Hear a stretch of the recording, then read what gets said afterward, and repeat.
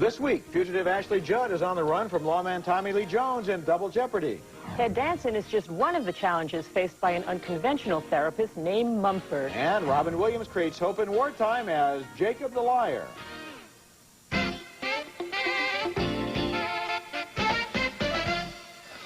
Libby, they determined it was a wrongful death, and you're being formally charged with this murder. And I'm here to advise you, make no statements whatsoever to the sheriff. Ashley Judd is arrested for the murder of her husband in that scene from Double Jeopardy, one of the new movies we're going to review this week, along with a report from the Toronto Film Festival, which has grown to international importance. I'm Roger Ebert, film critic of the Chicago Sun-Times. I'm Lisa Schwarzbaum, a film critic at Entertainment Weekly, and I'm glad to see you. I looked for you at Toronto, big place, couldn't find you anywhere. You can get lost up there. I was there. There were more than 1,000 journalists there, and we were on different schedules, I guess, going to different movies. Our first movie on this show is Double Jeopardy, which stars Ashley Judd as a woman who thinks she's happily married until things happen that would be a surprise if the movie's ads and review clips didn't reveal every single one of them. She's framed for the murder of her husband, separated from the child she loves, and thrown into prison where she gets some succinct advice from a jailhouse lawyer. The state says you already killed your husband. They can't convict you of it a second time. That means that when you leave here, you track him down, and when you find him, you can kill him. You can walk right up to him in Times Square and pull the trigger, and there's nothing anybody can do about it. 6 years later, she's paroled and moves to a halfway house run by Tommy Lee Jones. Is this a problem for you? No. Yes, it is. Do you want to tell me about it? No. I'm going to have trouble with you, Parsons. She can't get anyone to believe that her husband is still alive, but she's so desperate to find her son and her rat of an ex-husband that she tries escaping from a car ferry while handcuffed to a car.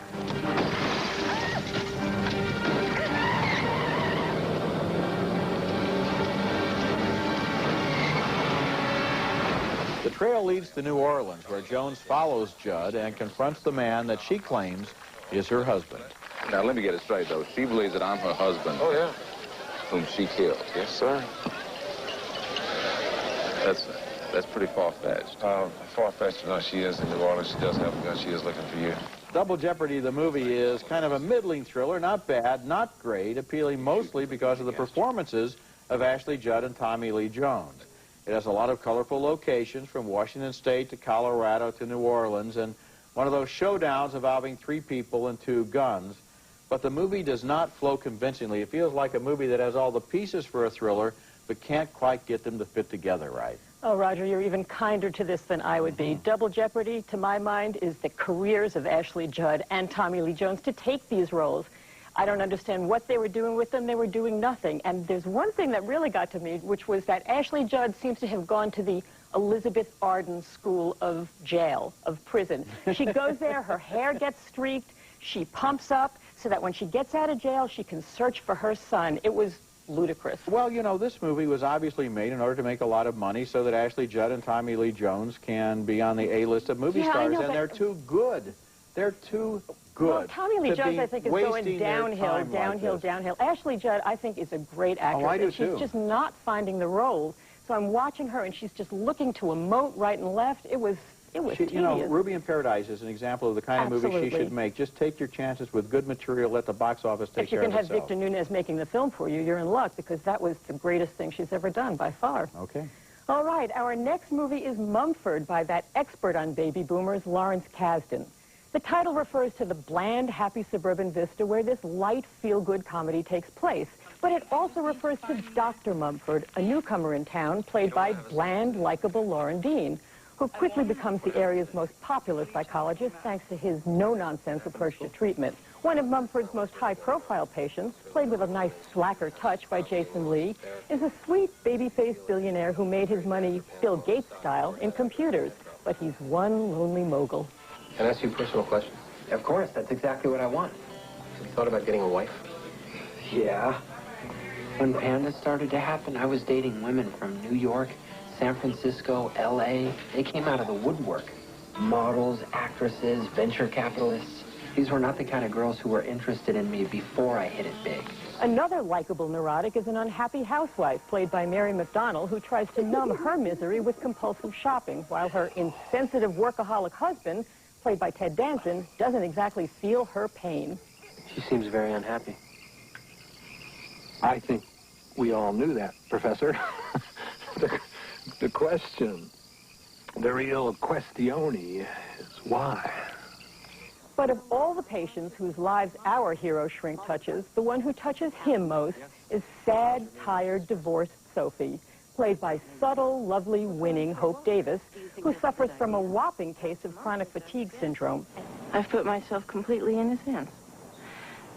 For today, anyway. What kind of doctor are you? PhD, psychologist.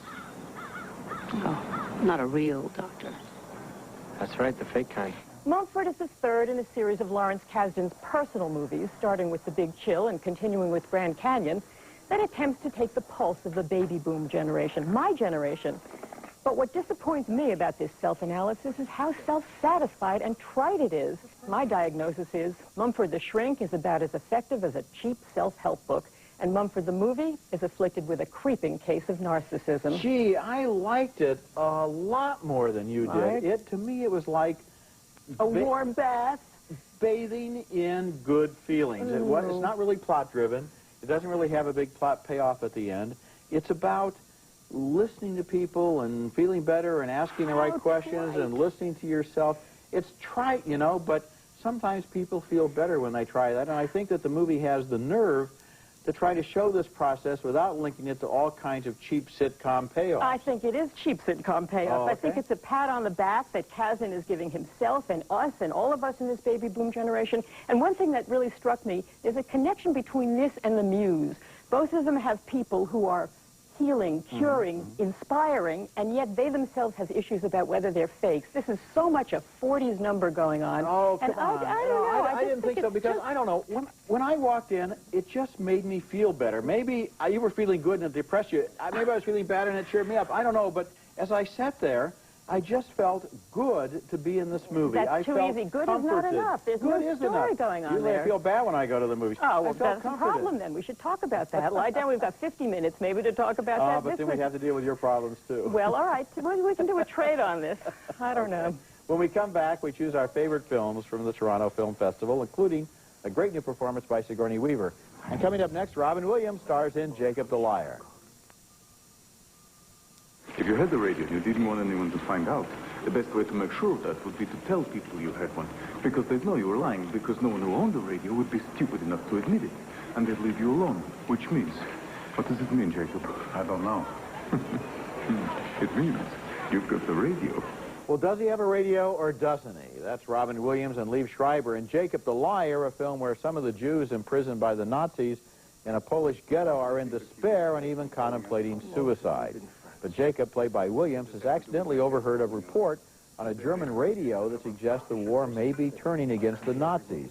At first, he shares this information reluctantly, but soon, the word is out. Everybody knows that you got a radio. What do you mean, everybody knows? Well, not everybody, but it's traveling at least as fast as the news about Cards 5. Oh, really? So by the evening, the Gestapo will know. That's Bob Balaban as the barber. When the Liev Schreiber character tries to live as if he has a future, it provokes anger from the father of the woman he'd like to marry.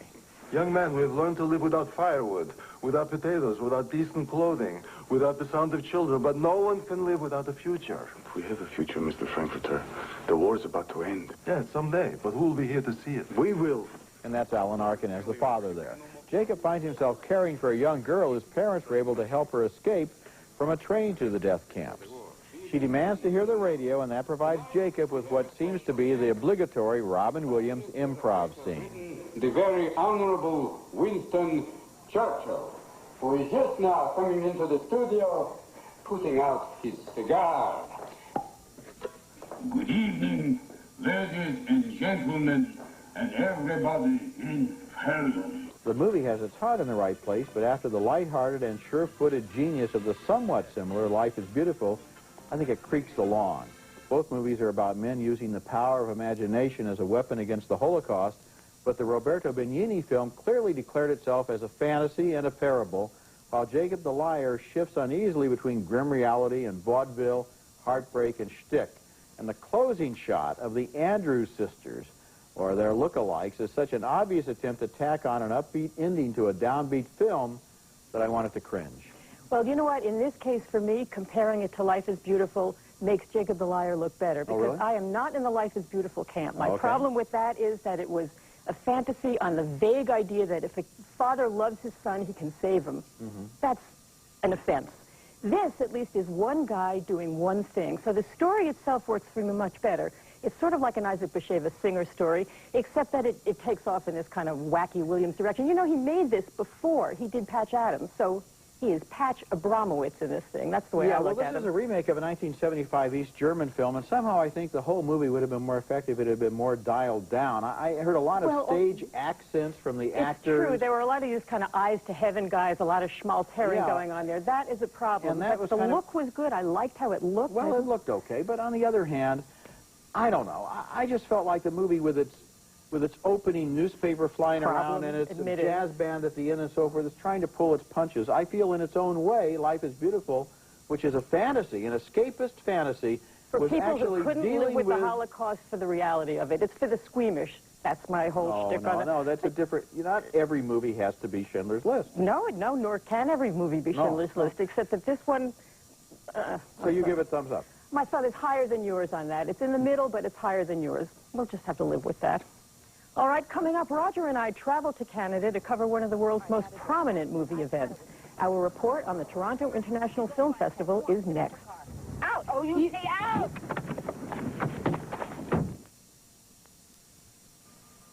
You are 14 years old. You've always had enough to eat. You've always had a roof over your head. And if you stick with me, you always will, because I am your mother. And I know what is best for you, because that is my job.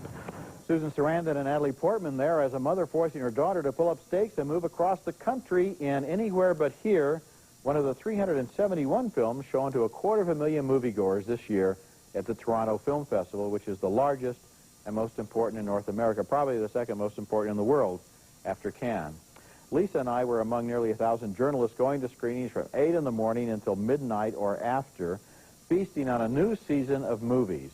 Other high-profile films included Music of the Heart, starring Meryl Streep as an inspirational teacher, and Kevin Smith's controversial Dogma, a religious satire that's finally settled on a distributor and will open in November. See those two? What that guy doesn't know is that the girl cheated on him while she was away.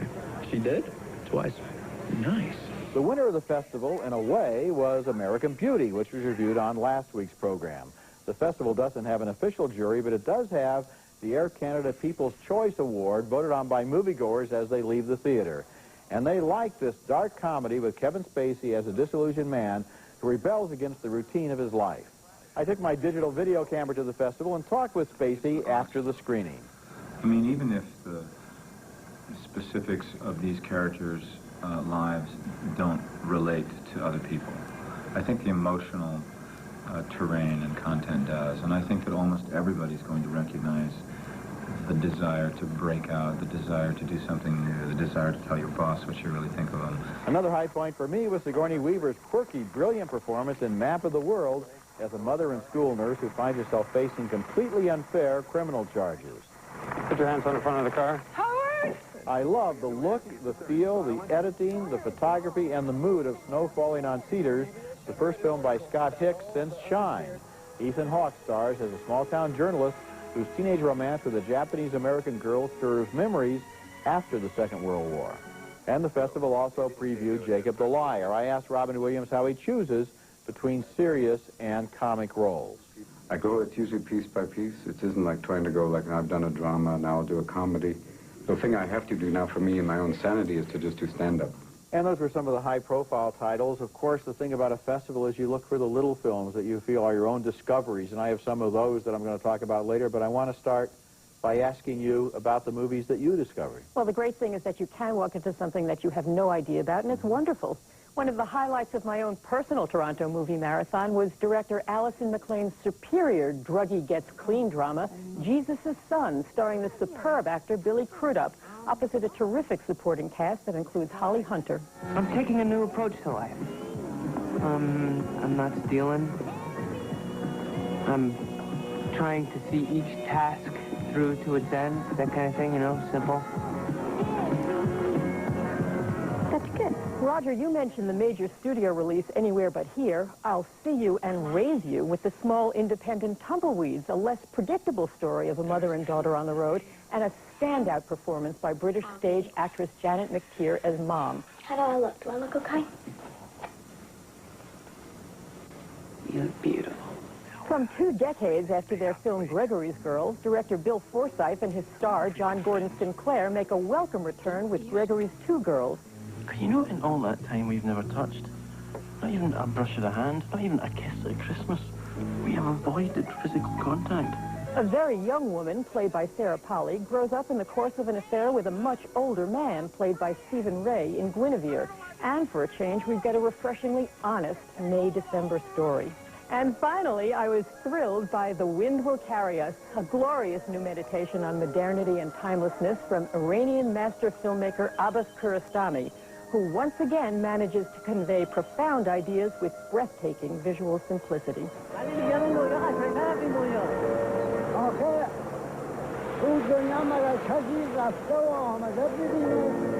I know that festival goers are divided between thems that love Kiarostami and thems that think his films are like watching paint dry. Roger here might be one of them. But I was more moved by The Wind Will Carry Us than by anything else in Toronto except perhaps Beau Travail, which unfortunately has no video clips available. This gorgeously shot story of French foreign legionnaires in Africa by Paris-born Claire Denis is the kind of serenely original movie that can make me weep with gratitude and awe at the power of the medium and with pleasure at the opportunity to spend 10 days in movie-mad Toronto. Yeah, it was a lot of fun. You know, I have only seen 2 of the movies that you mentioned, Gregory's 2 Girls and Guinevere, both of which I liked. So it is true that you can have different festivals. The one I've been chasing at Telluride and again at Toronto was Jesus' Son, and I wasn't able, for some reason, to get it at the right point in my schedule, and everybody tells me to look for it. It's quite extraordinary. You know, sometimes I get tired of these druggy stories, that sort of Another Day in Paradise drugstore cowboy thing, but this really sustains a tone of integrity to it, and it's not romanticized at all. Really powerful stuff.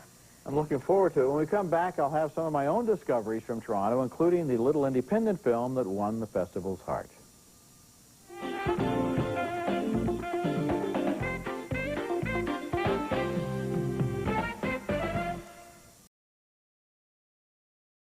I think she's pregnant. No.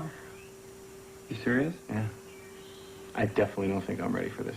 That's a scene from Goat on Fire and Smiling Fish, a wonderful little movie that was made in 12 days for $40,000 and won the Benson and Hedges Film Discovery Award at Toronto for the best first film, voted on by the hundreds of journalists covering the festival. It stars 2 brothers, Derek and Stephen Martini, as fringe dwellers who live in Los Angeles and both change girlfriends in a romantic comedy. My own personal favorite dramatic film from the festival was Boys Don't Cry, based on the true story of a Nebraska girl named Tina Brandon, who transformed herself into a boy named Brandon Tina and was murdered as a result.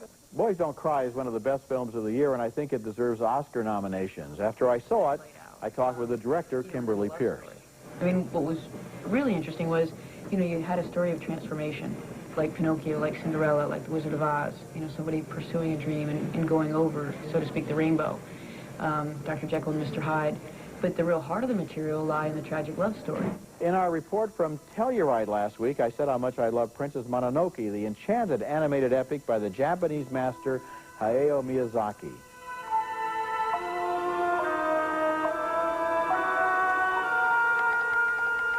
And at Toronto, at last, I got my chance to meet Miyazaki, a legend among animators.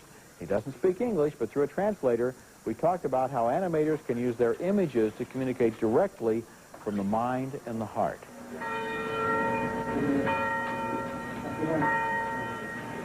You know, over the years I've done a lot of interviews, but occasionally you're ushered into the presence of a giant, somebody like a Hitchcock or a Howard Hawks or a Scorsese, and you feel, this is a great moment in my career, and I felt like that with Miyazaki. This is a great man, a master of the cinema. It's true, and also, giant is a good word. It was the last film that I saw of the festival, and it was a beautiful, sweeping way to finish what I was watching, really on a high note. It was quite extraordinary. You know, he's so modest.